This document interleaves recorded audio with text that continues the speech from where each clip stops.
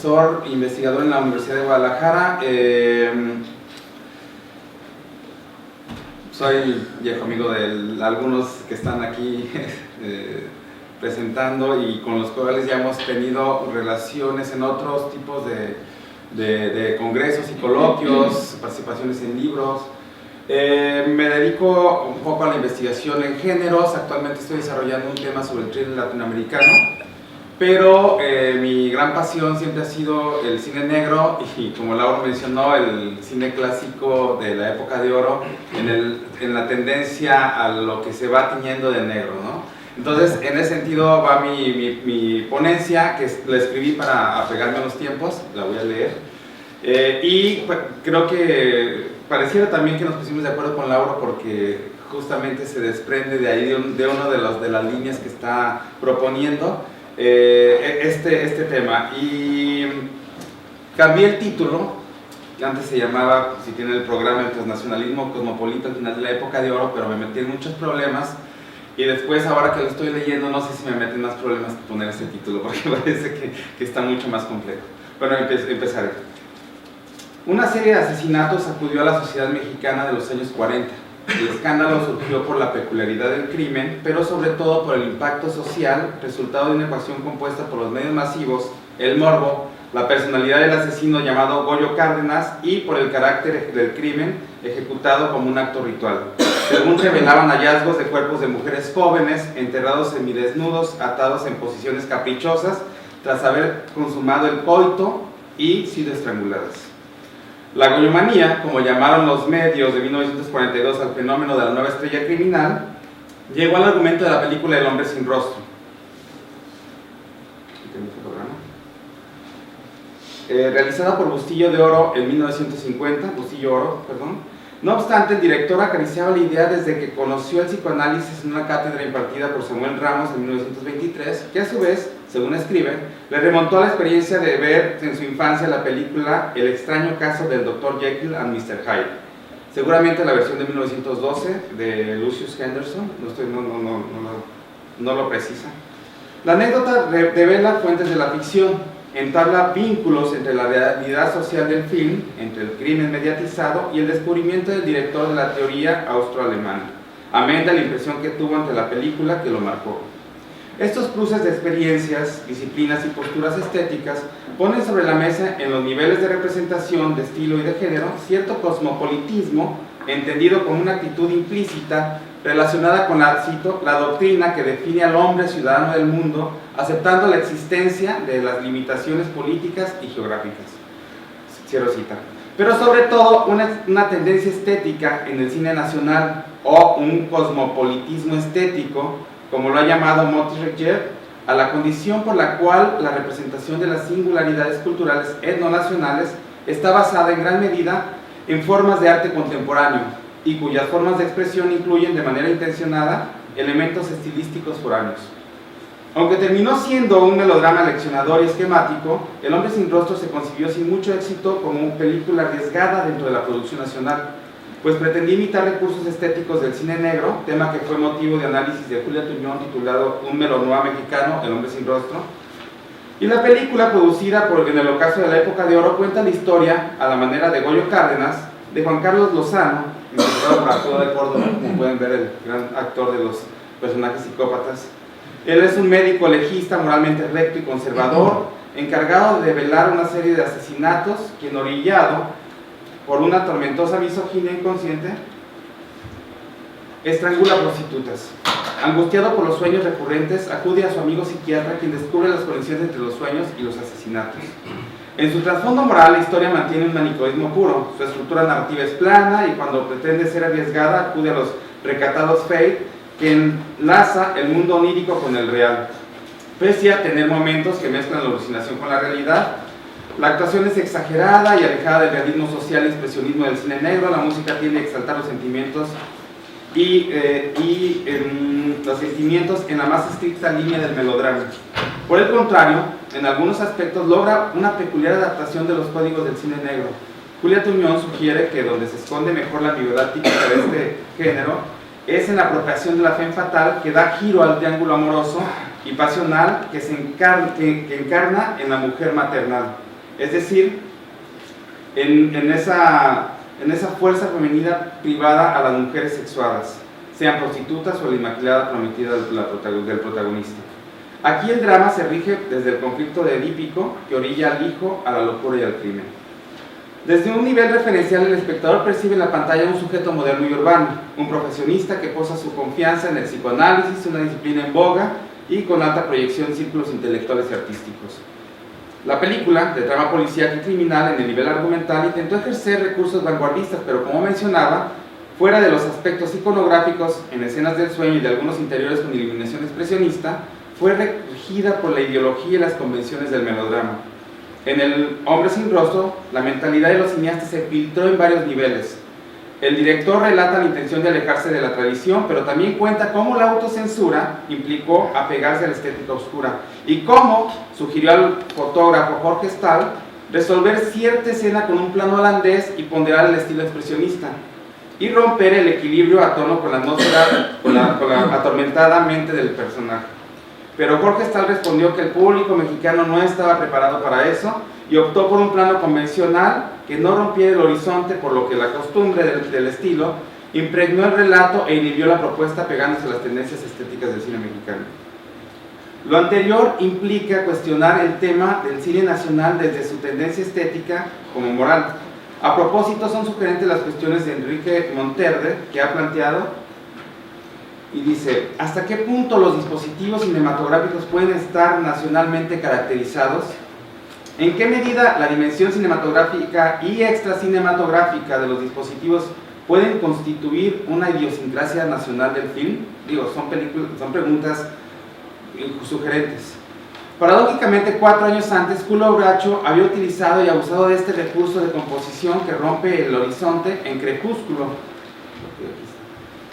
donde a tono con el personaje que también encarnó Arturo de Córdoba y que de igual manera se trataba de otro respetuoso profesionista psicótico y moderno, sumergido en una pasión desenfrenada en medio de un triángulo amoroso.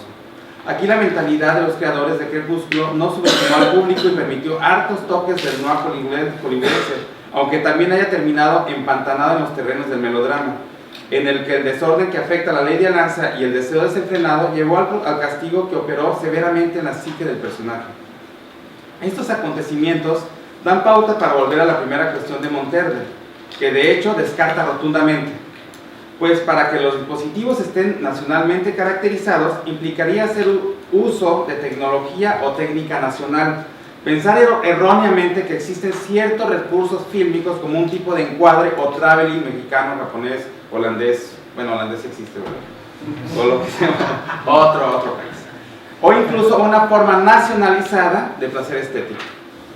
No se trata precisamente de un carácter nacional de los recursos fílmicos, más bien de negar desde las mentalidades una postura transnacional cosmopolita y de concebir una forma nacionalizada de placer estético, en un público subestimado por algunos cineastas que optaron por convenciones estéticas y representaciones ideológicas de poco riesgo, para asegurar la integración de una audiencia que amenazaba con desequilibrar la industria.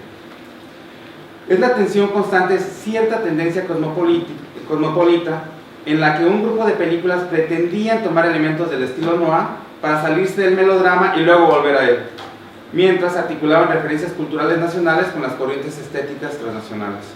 Una impostura ante los géneros de férreos a la tradición que ceden terreno a una estética cosmopolita y que muchas veces termina siendo vencida por la censura y la autocensura que hacen volver al melodrama y lo nacional. Dichas tensiones construyen los dispositivos de un discurso en su dimensión ética que se articula con aspectos sociológicos, ideológicos, religiosos, etc. Y también en su dimensión estética con dispositivos narrativos, sonoros, iconográficos, dramáticos, estilísticos. Todo se manifiesta en curvas de visibilidad, es decir, lo visible, no visible, y denunciación, lo de decir o no decir, donde opera la censura y la autocensura, lo que representa y lo que se considera representable. Así en lo visible y lo decible presentan los temas recurrentes, las obsesiones, las figuras de representación, los puntos de fijación que junto con las zonas de silencio develan la mentalidad y las ideologías para seguir una idea general de Pierre Chardin y de Marc Ferro. Esta es la perspectiva que yo he tomado respecto a los géneros en otros acercamientos, creo que Lauro mencionó Crimen y Suspenso en el cine mexicano. Es decir, que entiendo los géneros como un complejo de dispositivos que se rigen por líneas de creatividad, de sedimentación y de poder que distribuye las líneas a todo el dispositivo. Es en este mecanismo donde opera, de acuerdo al ejercicio de poder, la pequeña violación o convención, por el contrario, y el respeto a la tradición, que es lo que ocurre justamente con las pretensiones Noah que sucumben a la fuerza del melo. Pero no queda en la dimensión fílmica. Como experiencia de todo discurso, es fundamental el respeto a la convención para tener efecto en la dimensión social y cultural, pues como ha argumentado Cassetti, una cultura no necesita solo de invenciones que le aseguren el cambio, sino también de convenciones que le garanticen la estabilidad. No necesita solo de grandes marcos de referencia, sino también de representaciones que condensan las preocupaciones de un periodo completo.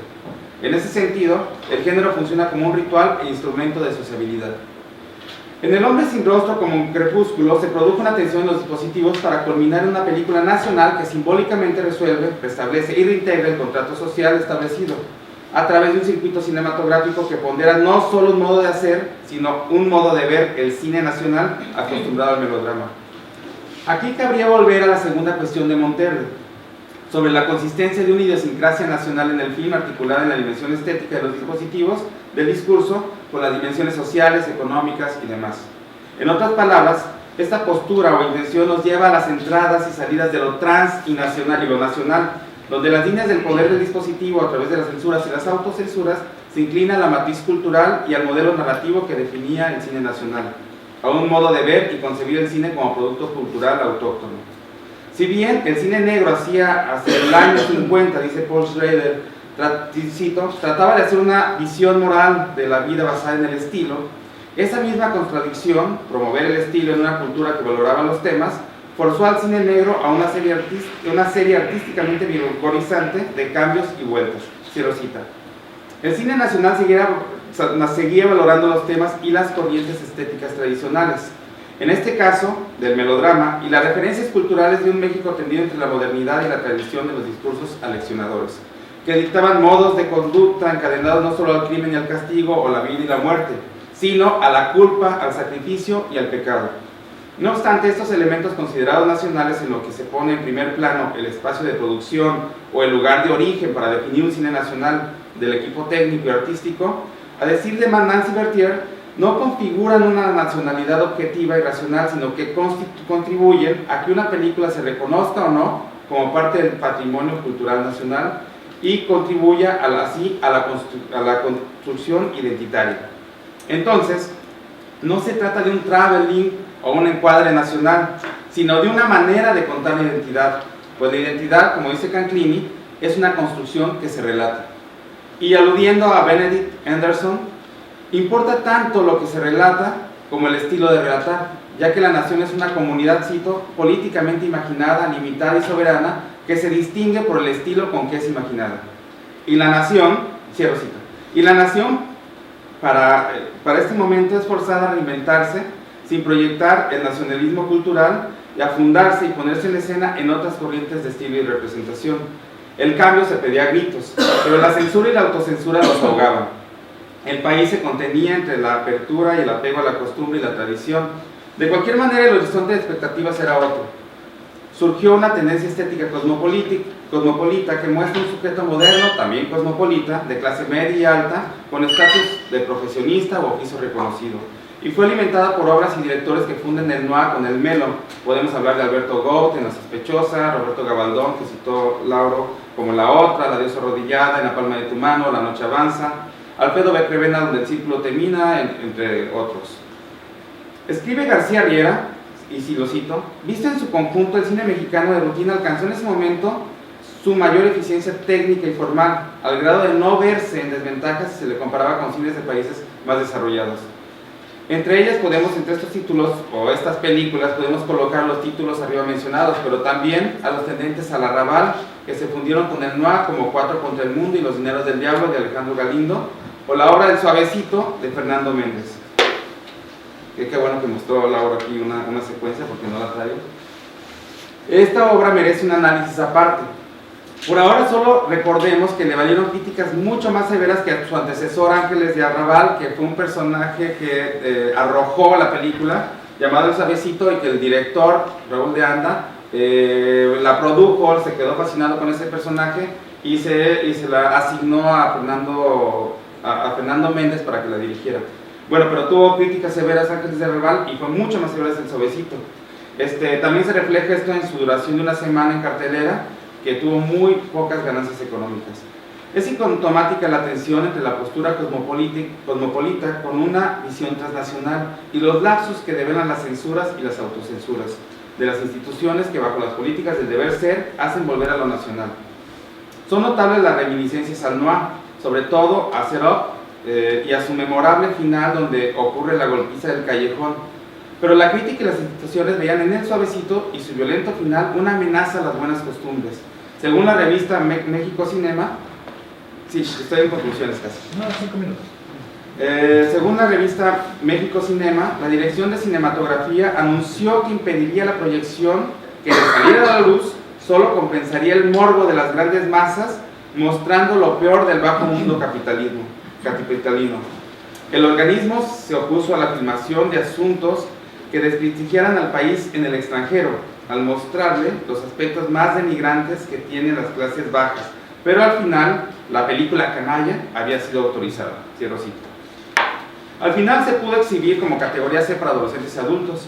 Los órganos censores de la Dirección de Cinematografía y representantes de la prensa especializada deliberaron que la película no dañaba, cito, las buenas costumbres de la decencia, pues mostraba una moraleja para la juventud.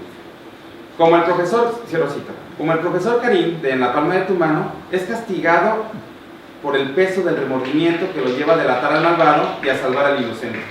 Para él ya no hay redención. Gracias a la traición de la conciencia, unos esbirros terminan acribillándolo a golpes en la explanada de la central de autobuses. Pero no solo se cuidaron las buenas conciencias, sino también las buenas miradas, pues al parecer tuvieron que cortar algunos planos de alto contraste como el full shot final, y cito, de la sombra del grupo proyectada sobre la pared del callejón, a tiempo que fuera de cámara se escucha un agudo grito que se estrangula en la garganta del Suavecito. Cierro cita. Quizás estas líneas son tomadas del guión original. Más allá, palabras finales, ahora sí. Más allá de la representación de un personaje transnacional o personajes transnacionales como el Suavecito, inscrito en la corriente de Arrabal, que tiene su fuente de inspiración en el Pachuco, o de Juan Carlos Lozano, del hombre sin rostro, cercano a un sujeto profesionista, clase mediero, moderno y cosmopolita, emerge la idea del cine nacional con actitud transnacional, que, como indica Ezra y Rowden, trascienden y supone el declive de ese nacionalismo debido a los flujos globales de producción, transmisión y reproducción de bienes culturales que modifican el capital simbólico, social o estético. Los flujos de las corrientes del cine negro con sus diferentes capitales golpearon o confrontaron al final de la época de oro el espíritu y la mentalidad de algunos cineastas que hacen cuestionar el concepto de lo nacional. La actitud cosmopolita o cosmopolitismo estético que ahora dirigimos hacia el noir replantea la idea de un cine que también define lo nacional, que en aquellos años, por su actitud estética, atentó contra el concepto de identidad. Fue una manera de imaginar y narrar la nación con otros patrones estilísticos y raíces culturales cargados de una fuerte ideología católica que pondera ciertos tratamientos temáticos referentes al castigo, el pecado y la culpa. Con todo, en el centro del debate están pues los dispositivos cinematográficos que ponderan los temas a la atmósfera y no alcanzan a proponer soluciones de estilo visual a problemas reales de la sociedad, como lo decía Paul Schrader. Pero también están los dispositivos extracinematográficos de representación social y estéticos que construyen una imagen que incide no solo en lo que se cuenta, sino en cómo se cuenta, que muestra una mentalidad del público, de las instituciones y de los creadores. En la medida en que las culturas nacionales y los referentes estéticos transnacionales se encuentren con las censuras o las autocensuras, podemos hurgar en estos aspectos caracterizados nacionalmente en los dispositivos, manifestados entre lo que se muestra, lo que se oculta, y que no designan un tipo de traveling o montaje mexicano, pero sí exponen aspectos, incluso desde los referentes estéticos, que son clave para la idiosincrasia y el concepto del cine nacional. Gracias.